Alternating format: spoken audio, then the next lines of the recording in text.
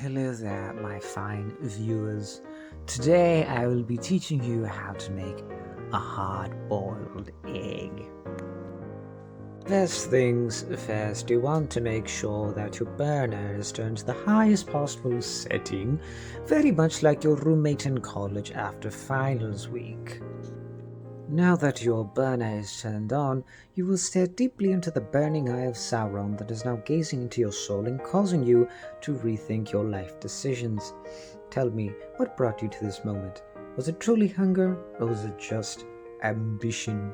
And now, after staring into the eye of Sauron, or better yet, the stirb of Sauron, we will now take the pan and bring it up to the water source, from which we will awkwardly and very longly, if that's not a word, it is now, fill the pan with water. Yes. Any minute now. Of course. If this video does not make you have to urinate after this, I don't know what will. Back to the eye of Sauron, I see. Well, anyway, we're going to cover the eye with this pan now filled with water. Now, in order to make sure that you have the right amount of water, you will measure it up to the second knuckle of your finger, like so. And so we get to the part of the cooking that most people dread the most. Waiting for the H2O to bubble. Alright, this is taking quite a while. Now, hurry up, you greasy bastard, and boil, I say. Yes, that's right, obey my every whim. Ah, there we go. Our water is now bubbly. That's right, H2O.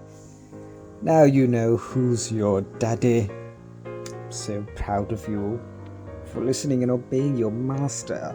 Right then, with our water now bubbling and steaming, we shall now proceed to take our Caucasian droid boys and put them in a small strainer spatula thingy and dip them in the water one by one.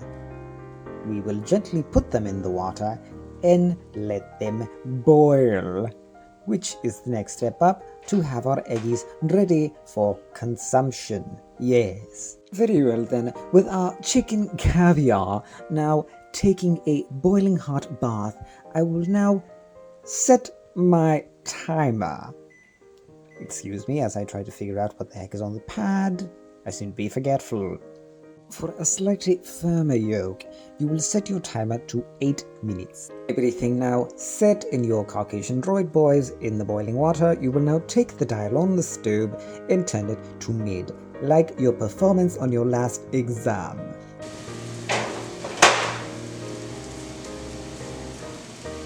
Now, go ahead and very quickly shut it all down, like your previous relationship. Alright then, after letting our blue peeps whiteys soak in the steaming hot bath, we will pour out our Gamer Boy ball water back into the sink and then rush back to our fridge to help them chill, with a little bit of ice and more water.